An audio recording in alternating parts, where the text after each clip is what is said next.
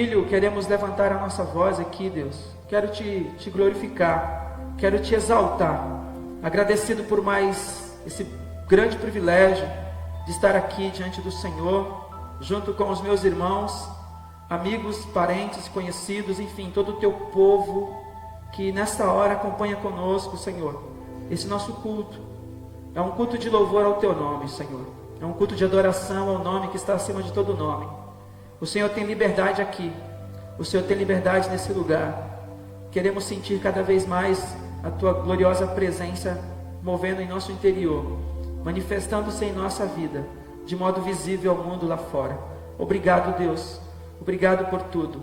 Que o teu poder possa penetrar juntas e medulas até a divisão da alma dos que ouvem, e a tua boa palavra seja uma semente produtiva nessa terra boa, que é o coração dos que recebem hoje essa boa semente. Eu oro em nome de Jesus, que tudo aquilo que é contrário ao que o Senhor tem proposto não tenha êxito, não tenha sucesso. Caia todo por terra toda intenção contrária, maligna no mundo espiritual, de interferir nessa nossa adoração. O Senhor é muito bem-vindo e queremos te engrandecer em nome de Jesus, teu Filho. Amém. Glória a Deus.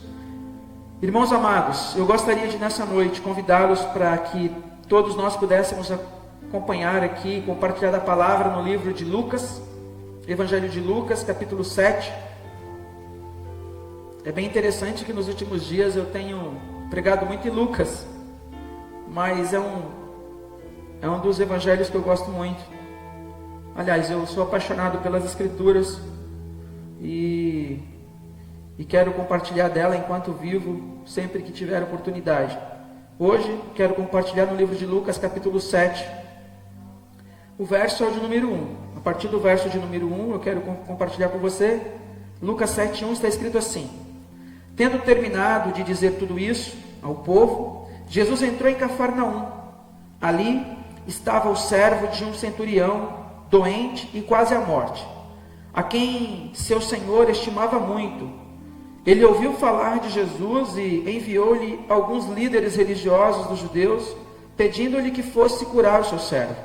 Chegando-se a Jesus, suplicaram-lhe com insistência: Este homem merece que lhe faça isso, porque ama a nossa nação e construiu a nossa sinagoga.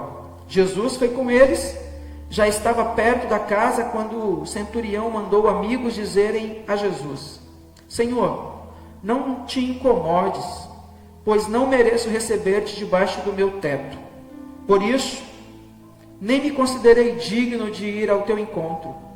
Me dize uma palavra, e o meu servo será curado.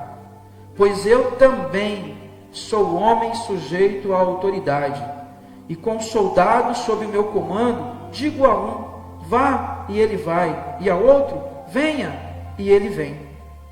Digo a meu servo: faça isso, e ele faz.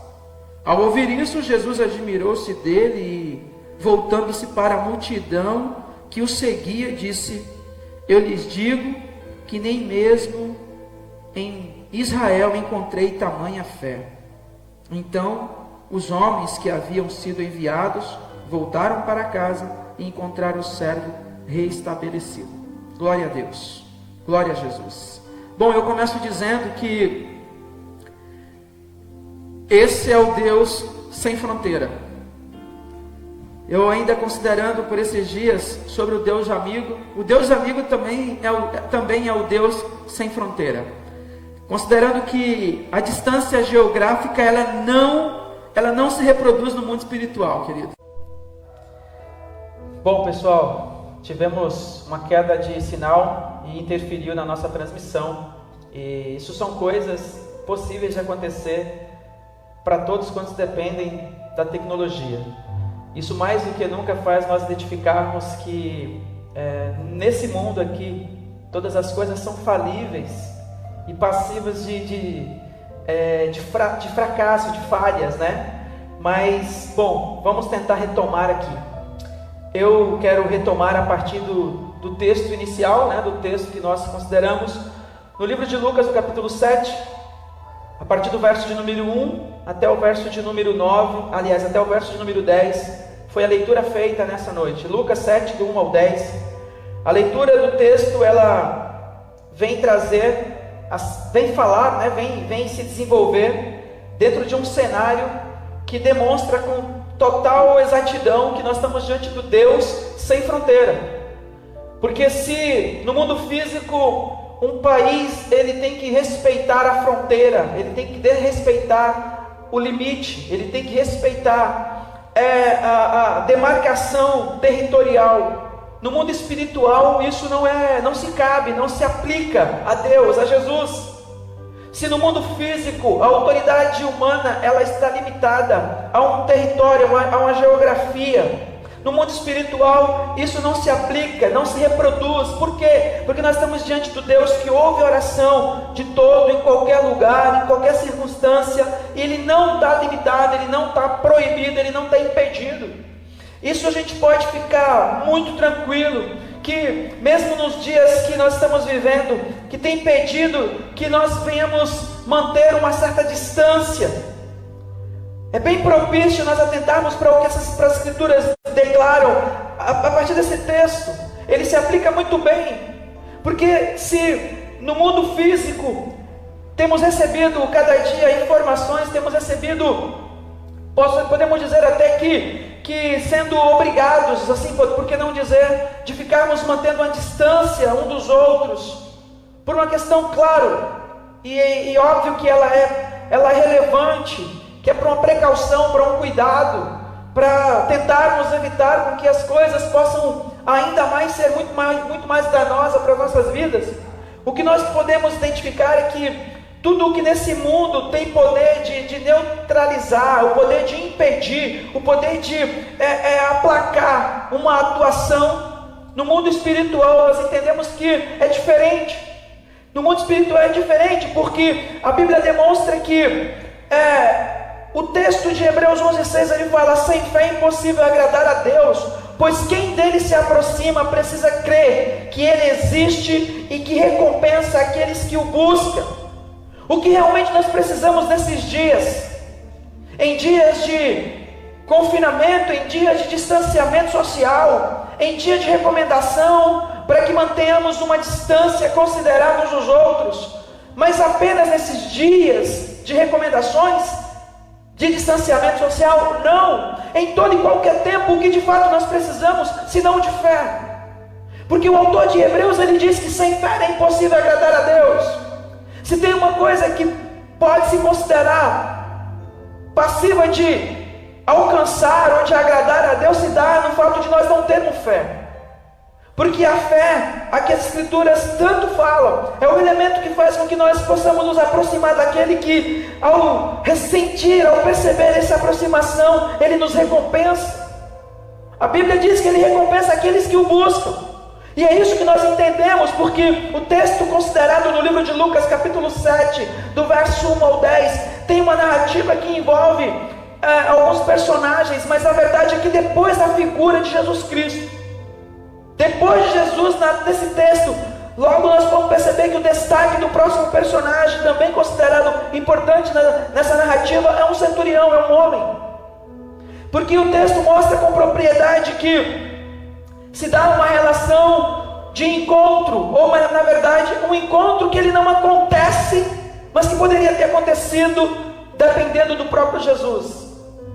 Pela disposição de Jesus esse encontro teria acontecido, mas por uma questão que se faz o elemento decisivo para nossas considerações desse texto, vamos perceber que ele não ocorreu. Mas o que nós entendemos aqui é que nesse texto em que uma situação envolvendo um centurião, e logo nós vamos entender que nesse período de ocorrido, no tempo de domínio romano, no tempo em que o exército romano, em que o império romano atuava com um domínio territorial expansivo, uma unidade de uma legião romana caracterizada por mais de 6 mil homens. E essa legião de 6 mil homens, ela era subdividida em 6 grupos de 1000, aliás, em 10 grupos de 1000, e depois ela era subdividida em grupo de 600, né? E aí, na verdade, posteriormente dividida ainda em grupo de 100. E cada grupo de 100 era posto um homem, um capitão, um chefe para tomar conta, o que caracterizava uma centúria.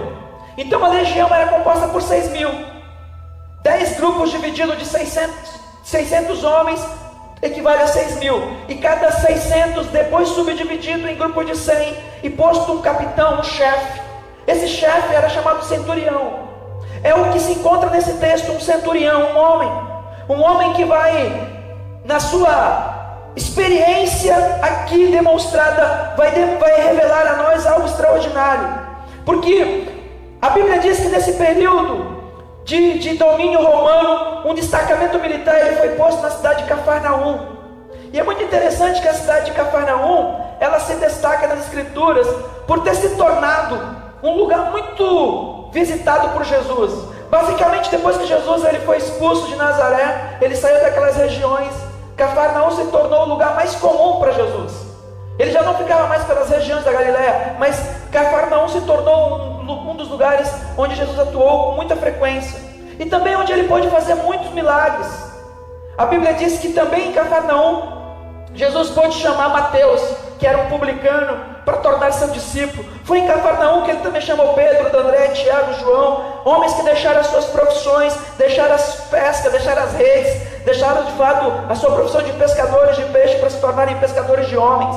A Bíblia também demonstra que foi em Cafarnaum que o Senhor Jesus Cristo realizou milagres extremamente importantes, mas nessa cidade onde milagres aconteceram, onde as pessoas ali elas puderam atentar tão próximo dos lábios, de ouvir dos lábios de Jesus a mensagem das boas novas, elas puderam com seus próprios olhos verem Jesus realizar coisas extraordinárias.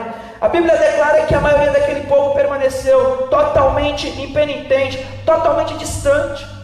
Um povo que teve a oportunidade em Cafarnaum por Jesus realizar milagres, ainda não realizou muito mais, porque houve uma demonstração de incredulidade. É tanto que essa cidade ela é apontada por Jesus como um julgamento. Ai de ti, Cafarnaum. Por quê?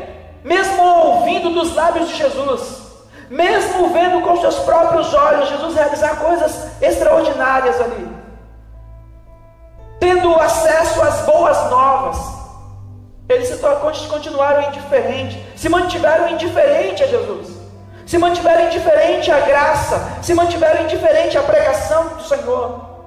E isso não é incomum aos nossos dias, porque nós também entendemos que aquelas pessoas, talvez elas não colocaram a devida confiança, por talvez fazer um julgamento, de que tudo que Jesus estava realizando, apesar de ser tão importante, era momentâneo, porque essa é a conta que muitas pessoas levam.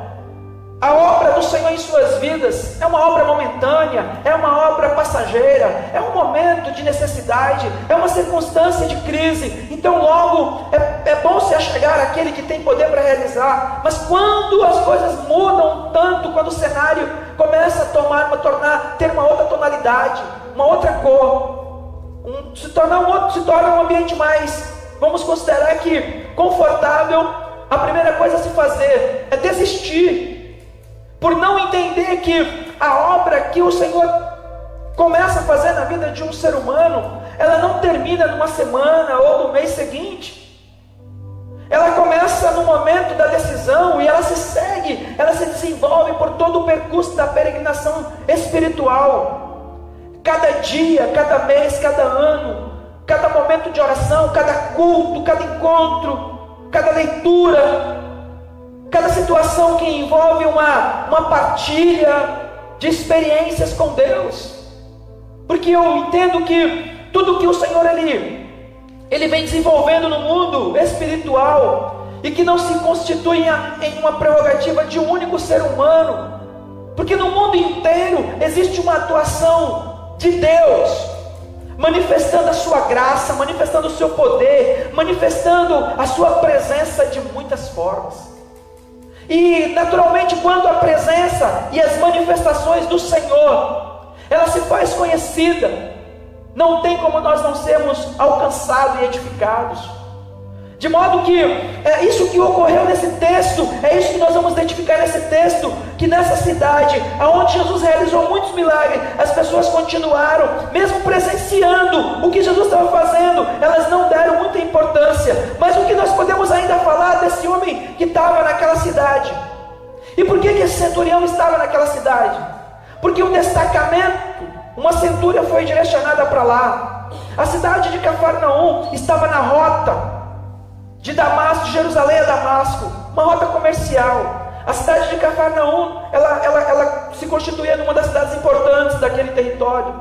E porque ali, ela também tinha um posto, né, de fiscal, de cobrança, né? Ela tinha uma alfândega, ela tinha uma coletoria. E é natural que, por ser uma cidade de importância, as autoridades romanas destacam a centúria para lá. E não dizendo que coincidência, mas dizendo que a ação de Deus para alcançar um homem que não está longe dos seus olhos, naquela cidade de Cafarnaum, aquele centurião pôde, durante o tempo que ali estivera, ouvir sobre Jesus há muito, ouvir que Jesus fez grandes coisas ali. E ele foi se familiarizando com esse conhecimento de Jesus, ainda não sendo um religioso. Era um gentil, era um funcionário romano. E é muito interessante que esse homem, esse capitão, desenvolvendo uma função profissional de tamanha seriedade, ele não foi impedido de desenvolver amizade naquele lugar. E é muito interessante que as centúrias eram postas nas cidades, que é o caso de Cafarnaum, para exatamente ficar monitorando os povos que ali viviam, né? As pessoas que ali viviam, a sociedade daquela região, e que no caso a maioria judeus.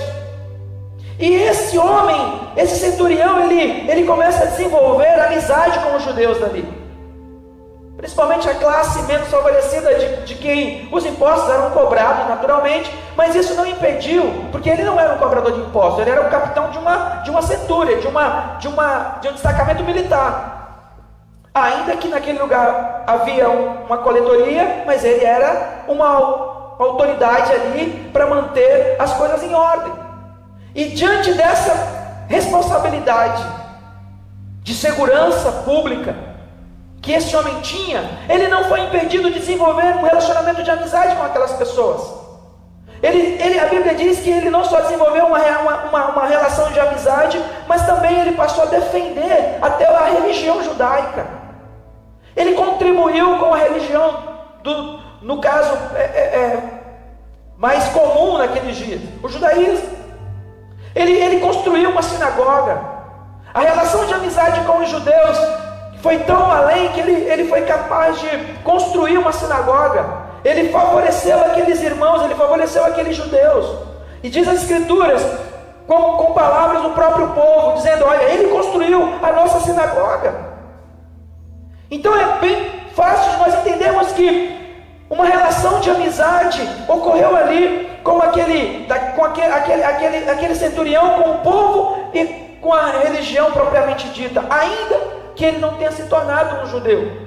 E por quê? E isso se torna até interessante, porque há um grande contraste, porque os romanos, eles tratavam os judeus de modo geral, como uma raça imunda. Os romanos, eles não eram a favor dos judeus em hipótese alguma. Eles estavam pouco importando. O que interessava para Roma eram os impostos, era manter a opressão, era manter o domínio, era sustentar o sistema.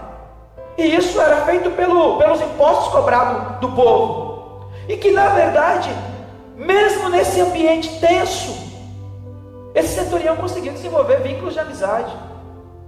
E isso vai demonstrando um perfil totalmente diferente nesse homem, que ele não era de fazer abuso de autoridade, não era uma pessoa, ele não era vamos dizer, um capitão que por se colocar em questão de status, em um nível superior ao povo, ele fazia disso um abuso.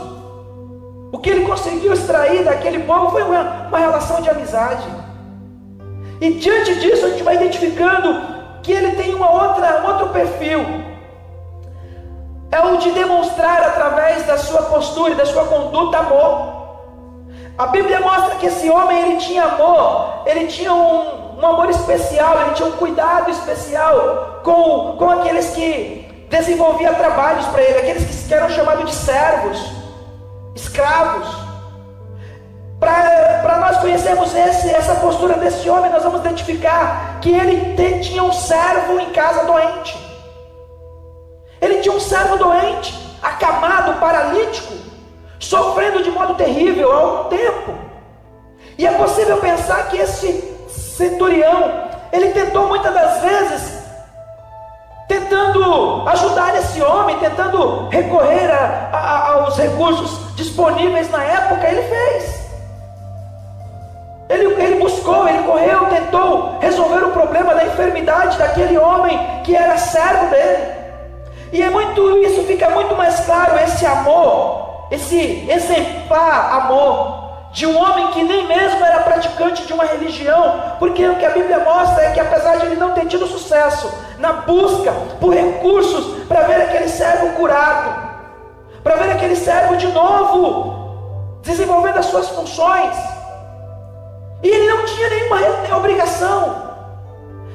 Até porque o que nós entendemos pela história, né, pela tradição, que os escravos, eles nada mais eram do que ferramentas vivas. Eram pessoas que eram adquiridas, compradas, para resolver problemas, para trabalhos forçados, trabalhos que exigiam esforço físico, ou não, mas que sobretudo o escravo, ele era uma ferramenta viva. Só isso. Não tinha vínculo de amizade, de afeição. Não havia responsabilidade nenhuma do centurião como patrão para com seu empregado. Porque infelizmente a gente entende que, se não todos, na verdade, nós não podemos incorrer no erro de dizer que todos os patrões são assim, mas uma grande maioria, ele olha para o funcionário apenas como alguém que é remunerado para desenvolver uma função a que a ele cabe. E isso é uma relação contratual, se paga por um serviço prestado. Mas esse homem, ele vai além disso. Ele vai além porque ele demonstra amor, ele demonstra sentimento por uma pessoa. Ele não olha para aquele escravo como simplesmente um empregado. Ele não olha para aquele escravo como apenas um número, apenas como um prestador de serviço, mas ele olha para aquele escravo como um amigo, como alguém passivo do seu sentimento de amor. E o que ele faz? Tudo, ele tenta tudo, e nada dá certo. Ele não encontra, ele não tem êxito em nenhuma das suas buscas, ele não tem sucesso em nenhuma das suas buscas de socorro, de auxílio. E é isso que o texto narra, a história de um homem extremamente bem abastado.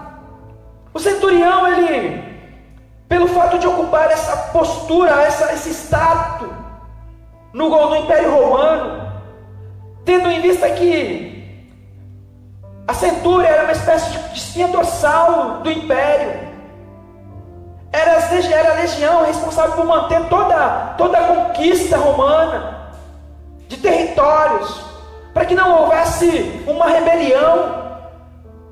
Então esse homem, ele tinha uma boa remuneração, era uma pessoa que se dispunha de escravo, certamente tinha uma casa muito boa, uma mansão talvez. O que nós entendemos nas escrituras é que este homem era muito bem, posso dizer que resolvido financeiramente, com competência para ajudar a outros, para construir uma sinagoga, para favorecer a religião da época, para gastar dinheiro, tentando buscar recurso de cura para o seu servo. Um homem que demonstra uma disponibilidade com gastos financeiros por coisas das quais ele não precisava. Mas o que tem por trás disso? O que tem por trás dessa ação toda de bondade? Era ele um candidato a algum cargo? era um humanitário tentando provar que ele era bom. Não é isso que se percebe no texto. Não é uma figura oportunista. Não é uma figura tentando fazer a média com as pessoas, tentando ser popular a ponto de com isso se beneficiar de alguma coisa. O que nós podemos perceber nesse texto é que nós estamos diante de um homem que, apesar de todos esses aparatos, de todo esse recurso, de toda essa disponibilidade, ele tem a oportunidade, enquanto em Cafarnaum, ouvir falar sobre Jesus, ouvir falar das curas, ouvir falar das libertações promovidas por Jesus, ouvir falar das pessoas que foram alcançadas por Jesus e que tiveram as suas situações resolvidas. E é nesse momento que, depois de tentar de tantas formas resolver o problema de saúde do seu cérebro e não tendo êxito, ele ouve e na verdade talvez ele lembra. É possível que ele passe a lembrar do que de Jesus ele ouviu falar. Mas apesar de saber quem era Jesus e o que Jesus estava realizando, que por sinal era uma grande obra em Cafarnaum, a Bíblia mostra que esse homem ele não se achou digno de falar com Jesus, sendo uma patente, sendo uma figura financeiramente bem resolvida. Esse homem, apesar de se dispor de autoridade, ele não se considera digno de se aproximar de Jesus e de muito menos pedir-lhe algo. Eu fiquei observando isso e isso vai muito de contra ao que no mundo atual as pessoas procuram fazer. Porque o centurião, ele talvez ele resiste durante muito tempo a pedir um favor para os anciãos da sinagoga, porque ele construiu uma sinagoga para eles, e ele resiste talvez em pedirem um favor, mas até que eles próprios identificam, e possivelmente, conforme o texto diz, ao demonstrar essa preocupação com o servo, o versículo 4 diz que chegando-se Jesus aos anciãos daquela sinagoga, eles suplicam a Jesus com insistência, para que Jesus pudesse atender a necessidade do centurião. Por que o centurião, de certa maneira, não que ele tenha recorrido, mas ele estava fazendo uso de modo intermediário daquelas pessoas?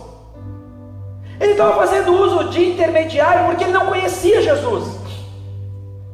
E aqui eu abro já uma consideração. Ainda nós vivemos uma sociedade que por muitas das vezes está buscando intermediários até chegar ao Pai. Acha que a religião é o principal intermediário.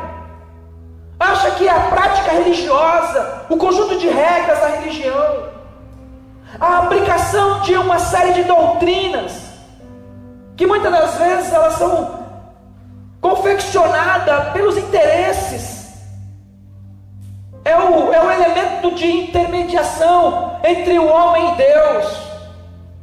Muitas vezes o ser humano, de modo geral, por não conhecer o acesso que se tem a Cristo, elas buscam sempre e com uma frequência muito grande pessoas que intermediem, inclusive às vezes elas se julgam assim, inaptas a fazer uma oração, a pedir alguma coisa.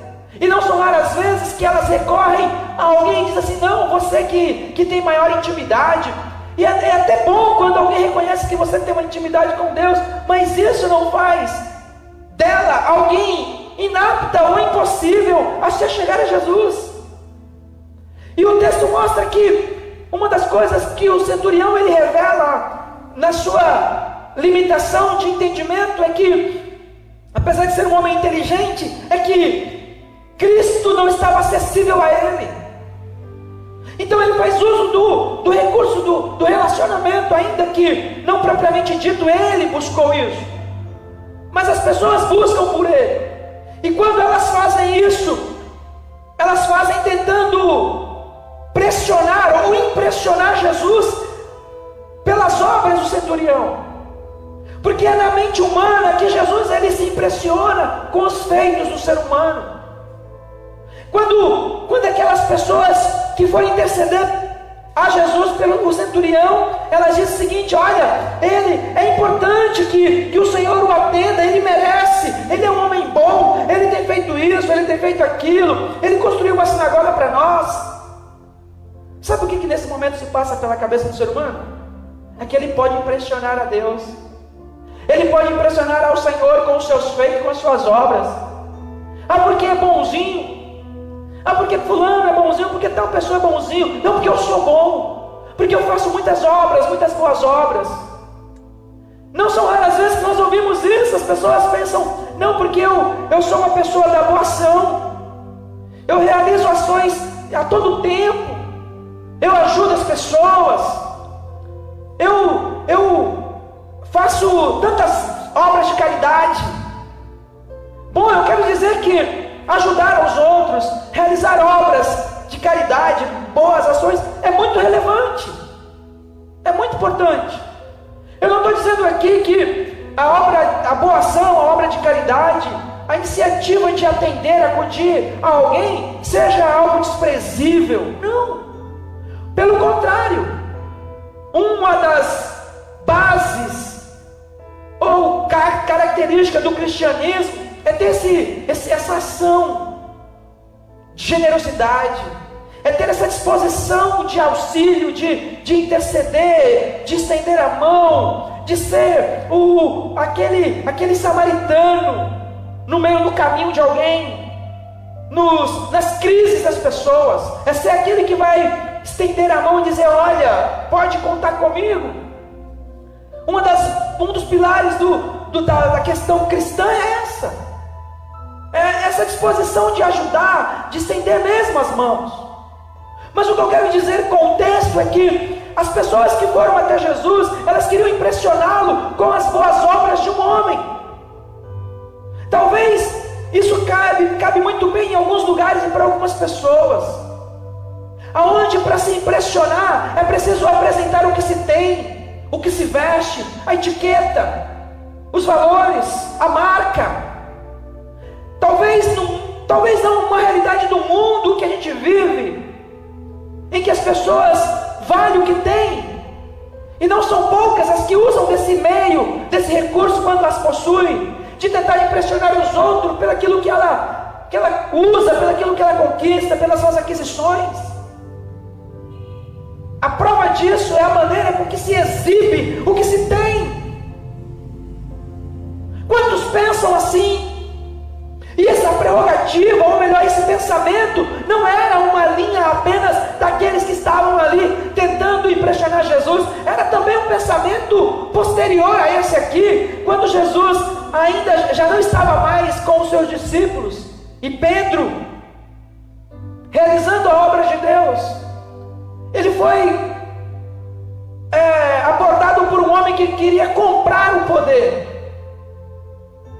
queria adquirir o que Pedro estava realizando em nome do Senhor Jesus, pela conquista, pela aquisição de uma compra. Pedro disse para ele: seja maldito o teu dinheiro, assim como você. Por quê?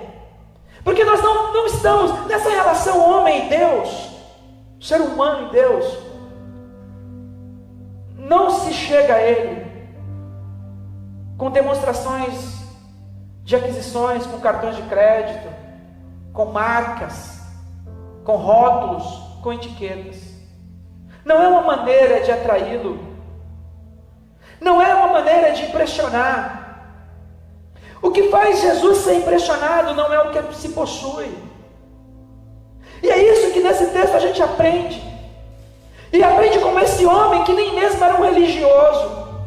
É o que destaca nesse texto, é exatamente a postura de um homem que, apesar de ter ouvido falar de Jesus, saber o que ele realizou, pelo tempo que ele passou em Cafarnaum, ele considera-se indigno de se aproximar de Jesus e até mesmo de pedir algo a Jesus. Mas ele insiste nisso. Ele até poderia impressionar Jesus com as suas aquisições, dentre elas a sua casa. Ele poderia chegar para Jesus e falar: Jesus, vamos lá na minha casa. E tentando, quando Jesus chegasse lá, ficar impressionado com a mansão que ele morava. Mas ao contrário disso, e eu quero que você entenda hoje, não fique tentando impressionar Jesus, nem mesmo com o tamanho da aquisição que se tem, ou mesmo às vezes tentando com uma falsa piedade, sabe? Com uma tentativa de piedade que não é proveniente de um coração onde Cristo já é residente. Porque eu aprendo que esse homem que não tentou impressionar Jesus, antes pelo contrário, ele diz: eu não mereço que o Senhor vá à minha casa. Ele se considera indigno, ele se considera uma figura totalmente à parte daquele mundo do Cristo. E esse talvez também é um pensamento de muitas pessoas, que pensam estar vivendo num mundo à parte, inacessível pelo Cristo, como se Cristo estivesse limitado a uma fronteira, a uma barreira, impedido a uma geografia, onde Cristo estivesse fazendo questão de demarcar que do lado de cá fica aqueles a quem são considerados os merecedores, e do lado de lá os que não merecem nada. Essa não é a visão do Pai. E eu tenho falado disso, e na maioria das vezes a mensagem gira em torno dessa necessidade de mostrar a nós mesmos o quanto o Pai é acessível, que não existe fronteira para esse Deus, que não existe barreiras, que não existe limitações para Ele. Porque no momento que esse homem diz: eu não mereço, Ele é quem diz isso, não foi Jesus que falou. Eu até penso que pode ter sido uma reprodução de falas de outras pessoas. Você não merece. Quem sabe até mesmo os próprios judeus falaram para ele assim: olha, você não é judeu, você não merece, mas você é nosso amigo, então eu vou fazer isso por você. E aí é onde que mora o grande equívoco, porque o que esse homem tinha estava para muito além do que muitos dos religiosos não tinham. A princípio nós podemos ver aqui que ele tinha um amor tão grande por alguém que pelo seu status seria desprezível, que era o seu servo. Como eu já disse, era só uma ferramenta viva, mas ao contrário disso ele demonstra um amor insistente, um amor que ele acionou de modo ainda que não intencional as pessoas para interceder por ele. Um amor que levou a reconhecer que mesmo sendo indigno, ele estava recorrendo àquele que poderia ajudá-lo. Ele diz: eu não mereço, eu não tenho condições de recebê-lo na minha casa. E isso me faz lembrar da parábola do publicano, do fariseu e do publicano no livro de Lucas 18, que o fariseu se achava indigno a ponto de nem mesmo se dar o trabalho de dobrar os joelhos para orar, de modo que o publicano cai de joelhos e fala: ser propício a mim, eu sou um pecador. E ali, nessa parábola, a demonstração dos que pensam que são bom demais, que são justos aos seus próprios olhos. O fariseu fala: não, porque eu faço isso, eu faço aquilo, eu jejuo, eu oro, eu dou a contribuição, enfim, tudo dentro de uma questão, de uma estrutura religiosa. O publicano, que nem mesmo ousava levantar a cabeça, falava assim: tem misericórdia de mim, Deus, que sou um pecador. Foi quando, lendo essa passagem, eu me lembrei também desse texto. E a Bíblia mostra que essa era a postura daquele homem que se achava indigno. Ele se achava indigno de receber Jesus na sua casa. Mas uma coisa eu percebi: ele demonstrou uma capacidade, uma dignidade tão grande de receber Jesus no seu coração. Ele poderia achar que ele não tinha competência, ele não merecia e não tinha condições de receber Jesus na sua casa. Mas sem querer ele provou, sem querer, sem presunção, sem intenção, ele provou ser capaz de receber Jesus no seu coração. E é isso que de fato é atraente nesse texto, porque apesar das pessoas terem tentado impressionar Jesus com o que ele tinha, com o que o centurião tinha, com o que ele fazia, Não foram essas coisas que extraiu o elogio de Jesus da vida deste homem. Eu até penso, pela leitura, que enquanto falavam do que este homem tinha feito, Jesus estava nem ligando, nem dando a mínima. Por quê? Porque talvez as pessoas pensaram que iam impressionar Jesus com o que aquele homem havia feito até então. E Jesus, não se deixando levar por nada daquilo, porque ele nunca se deixa. E isso vai de contra ao pensamento humano, que pensa que Deus é como os homens, que olha para a aparência, que olha para a etiqueta, que olha para o valor, para a marca, quando na verdade ele olha para o coração. E ele olhou para o coração, ainda que a distância daquele homem, que se considera indigno, sem merecimento, sem condições nenhuma, que se achou uma figura imunda, suja, e que não poderia receber Jesus ali, mas que, como eu já disse, a distância geográfica ela não se reproduz no mundo espiritual. Jesus escuta e se dispõe a ir com aqueles que intercederam por ele, pelo centurião. E ele vai caminhando, quando já perto de chegar na casa do centurião, o centurião preocupado, ainda demonstrando toda a humildade, toda a sua singeleza de coração, toda a sua simplicidade. Ele pede para os seus amigos, diz o texto que ele pede para alguns amigos. E eu considero que esses amigos eram próprios servos, porque é possível que ele tratasse os seus servos como amigo. Então ele manda amigos a dizer a Jesus: olha, Senhor, não te incomodes. Um homem que tinha uma preocupação de não incomodar Jesus. Ele tinha Jesus numa conta tão extraordinária de reverência e de temor, que ele, mesmo sendo uma autoridade, ele se coloca na condição de humilde, de servo, de alguém inapto, de alguém impuro, e ele traz as considerações da sua experiência, porque o texto mostra que no verso 7, por isso nem me considerei digno de ir ao teu encontro, um encontro que por Jesus poderia ter acontecido, mas o homem se considerou indigno. Mas a distância geográfica não impediu de ele ser alcançado por Jesus. O encontro não aconteceu entre Jesus e aquele centurião para que eles pudessem ter tido um contato físico como Jesus tocou, ou foi tocado muitas vezes.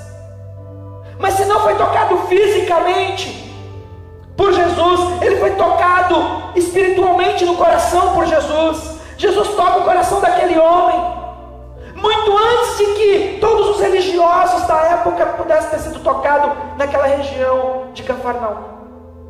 E é isso que esse texto nos ensina, que não existe limitações, que não existe barreira. Nesse tempo em que muitas pessoas estão preocupadas, porque elas não têm recebido uma oração de imposição de mãos, porque elas não têm conseguido fisicamente estar ouvindo uma palavra, ou qualquer coisa do gênero. O que a Bíblia nos mostra é que essas questões geográficas e de distanciamento, elas não cabem, elas não se aplicam ao mundo espiritual, porque nós estamos diante do Jesus que ouve as nossas orações aqui, ali e lá, em qualquer tempo, desde que ela seja movida por fé. Então você está aí, ouvindo nessa hora, e é interessante atentar, porque este homem, que teve como início de mudança de vida, não quando ele recebe a cura do seu servo, mas quando ele ouve falar de Jesus. Ele ouviu falar de Jesus, como você está ouvindo hoje. Assim como aquele homem que ouviu falar de Jesus, você também está ouvindo hoje. E foi exatamente esse ato de ouvir que fez o centurião tomar uma iniciativa. O nosso desafio hoje é fazer como este homem, que ao ouvir sobre Jesus, ele deixou seu coração cheio de esperança. Nesse momento que você ouve sobre Jesus, deixe o seu coração encher de esperança, porque o coração dele se encheu de esperança. E o que ele fez com o que ele ouviu? E com a esperança que brota no seu coração, ele toma uma iniciativa, ele se dispõe para quê? Para pedir ajuda. Quantas pessoas estão precisando de ajuda do Pai? Peça a Ele. Você pode pedir, você não precisa necessariamente achar que isso só vai ser possível se você recorrer a outras pessoas, ainda que você pode até pedir ajuda para outras pessoas de modo espiritual, isso cabe, mas você também pode, se você não tiver no momento de pedir, por dificuldades de acesso, você pode pedir diretamente ao Pai. Eu não posso pedir porque eu não estou podendo ir a uma igreja física. Bom, mas já foi falado, você é a igreja. Você tem acesso ao Pai. Você pode ir no seu lugar, na sua casa, no seu sofá, diante do seu aparelho, pedir ajuda para aquele que pode de fato trazer esperança para o teu coração. Porque este homem, ao ouvir sobre Jesus, ele não deixou com que os seus afazeres, a sua vida, a sua rotina, o seu trabalho, a importância dele tirasse do seu coração a disposição de tomar uma iniciativa. E sabe o que é mais importante? O feedback que acontece. Jesus não o deixa falando sozinho. Jesus responde. Na verdade, Jesus corresponde. Jesus se expõe aí à casa daquele homem. E quando ele fica sabendo, ele se fala: não, Senhor, eu me considero indigno. Mas a Bíblia mostra que antes mesmo de Jesus curar o servo dele que estava lá, com uma palavra, porque foi isso que ele disse: Senhor, eu sou uma autoridade, eu tenho pessoas sob o meu comando, eu falo para elas: olha, façam isso ou façam aquilo, e elas fazem. Eu digo a elas: venham até aqui, e elas vêm. Esse homem, ele respeita o princípio da autoridade, e ele entende que Jesus está num nível muito maior que o dele. Ele se coloca na condição de subordinado a Jesus. Ele fala: Senhor, então quando eu digo para os meus façam isso, eles fazem, eu acredito que se tu falares uma palavra, o meu servo ficará curado. Jesus não ficou impressionado com a riqueza, nem com as boas obras daquele homem, mas Jesus se impressiona com a fé dele. Jesus se impressionou com a fé dele, porque ele mesmo pedindo que Jesus nem mesmo precisasse ir à casa dele, apenas uma palavra dita curaria. A palavra de Deus diz que Jesus vá e ele chega em casa e vê o seu servo curado. Verso 9 fala: ao ouvir isso, Jesus admirou-se dele, e voltando-se para a multidão que o seguia, disse: olha, surpreendentemente Jesus fala: eu lhes digo que nem em Israel encontrei tamanha fé. Aquilo ali foi um tapa na cara daquelas pessoas. Por quê? Porque muitos da multidão estão só por curiosidade, por movimento, por passatempo, por achar que é uma coisa interessante, mas não ao ponto de falar assim: isso vai se tornar para mim o meu modo de vida. Infelizmente, muitos da multidão nunca vai fazer de Jesus, ou não se interessam por fazer de Jesus o seu modo de vida. E Jesus fala: olha, nem mesmo em Israel eu encontrei alguém com fé como esse homem. E diante disso Jesus fica olhando, observando, mas diz para ele, então diz para os homens que haviam recebido essa informação de Jesus: podem voltar. Quando eles chegam em casa, o servo está curado, reestabelecido. Mas mais do que a cura do servo, o centurião certamente não seria mais o mesmo. Porque se aquele homem que demonstrou esperança no Cristo, sem ao menos ter sido alcançado por um benefício até então, quanto mais agora, sabendo que o servo dele estava curado, a gratidão desse homem a Cristo, ao Pai, ela se multiplicaria.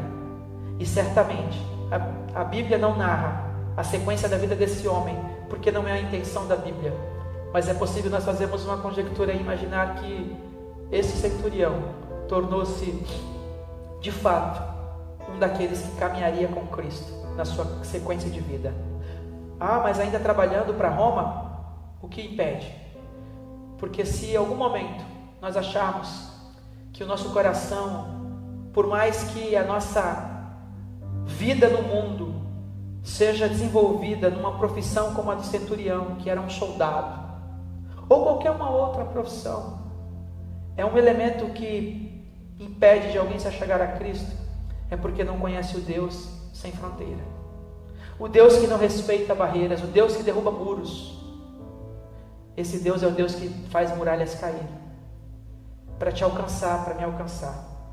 Não importa hoje onde você esteja e nem como esteja, essas palavras ditas aqui, elas penetram, elas perpassam, elas vão além, elas transcendem tudo e tudo quanto mais se possa se imaginar para alcançar o seu coração, porque o nosso Deus, Ele é sem fronteiras, porque Jesus Cristo, Ele quando morreu naquela cruz, não foi para uma raça ou uma tribo definida, para todos os povos, de tribos, nações, línguas, todos. A palavra de Deus diz que não há gregos, não há judeus, não há homens e mulheres, em Cristo Jesus somos um só. Você é passivo de ser alcançado por essa graça salvadora, tanto quanto qualquer ser humano. E há outros que se julgam indignos, que falam isso, que nessa noite você tenha a oportunidade de ouvir agora, ou se ouvindo em outro momento, mas ouvindo o que nós estamos falando aqui, possa entender que Jesus Cristo, Ele entra, Ele ultrapassa, Ele chega aonde Ele é bem-vindo. E na sua vida, se Ele for bem-vindo, pode ter certeza que Ele vai querer, desejar ficar. Eu quero orar por você, eu quero dizer isso a você, que nós estamos diante desse Deus, que espera uma decisão. Aquele centurião tomou decisões mesmo antes de ter tomado uma decisão, porque quando ele ouve de Jesus e ele cria uma esperança, isso já era uma decisão, a decisão de crer.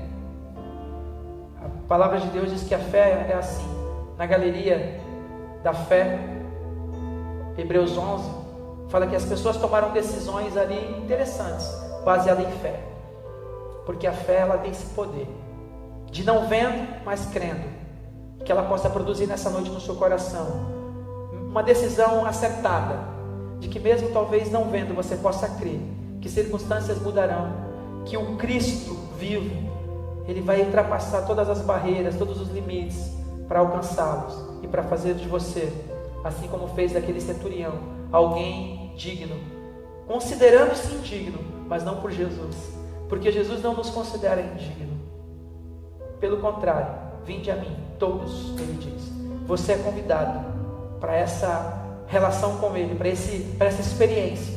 Lembre-se que o banquete da salvação é para você, a festa da salvação é para você. Então que Deus te abençoe, que o Espírito Santo te alcance. Eu quero que nessa noite você guarde no teu coração essas palavras. Eu quero orar por você. Deus nosso Pai, em o nome de Jesus, as pessoas que ouviram o que aqui foi dito, se por um momento nós tivemos uma interrupção, uma dificuldade técnica, mas eu acredito que isso não impediu de que aquilo que o Senhor gostaria de ministrar na alma de quem permaneceu, alcançou, acompanhou. Eu acredito piamente, meu Deus, que o Senhor tinha essa palavra nessa noite para essas pessoas, e que elas tenham recebido como palavra do Senhor, palavra de cura, palavra de libertação, mas sobretudo palavra de salvação, porque o Senhor é o Deus sem fronteira. O Senhor não respeita as barreiras e os limites. Não há quem possa impedir o teu agir. A tua palavra diz que agir do Senhor, quem impedirá? Ninguém pode impedir.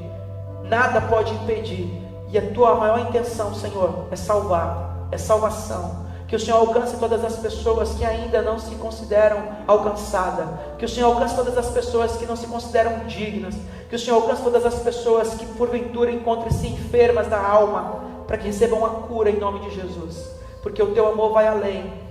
E esse homem nessa noite, citado nesse texto, ele pode nos fazer refletir que talvez a religião tão cultuada por muitos, ela não serve para nada se não houver fé. Se não houver fé em nossos corações para crer no Filho do Deus vivo, aquele que veio para salvar todo e quantos se achegam a Ele, porque Ele mesmo disse: aquele que se achega a mim de maneira nenhuma eu lanço fora. Entendendo isso, possam nessa noite tomar a decisão, em nome de Jesus. É por esses a quem eu oro, peço as tuas bênçãos, peço que o Senhor sustente nessa decisão, que o Senhor os ajude nessa nova decisão, que o Senhor os firme aqueles que decididos já estão na caminhada, ainda que em um tempo de dificuldade, não deslize, não desvie do caminho, não desista, antes pelo contrário, perseverem até o fim, porque aqueles que perseveram até o fim será salvo. Essas são as tuas palavras nessa noite, a todos os corações, em o nome do Pai, do Filho e do Espírito Santo, amém. Que Deus o abençoe, que Deus abençoe a sua casa, que Deus abençoe a sua vida ricamente, que o Espírito Santo te faça entender tudo que foi ministrado aqui, e se porventura alguma coisa que não ficou clara, que o Senhor Deus te faça entender, porque eu tenho certeza que são palavras de vida, são palavras de salvação, para você e para sua casa, em nome de Jesus. Um forte abraço, um beijo no seu coração, porque Jesus Cristo é a solução. Jesus Cristo é a solução, hoje, amanhã e sempre. Em nome de Jesus eu o abençoo. Fiquem com Deus.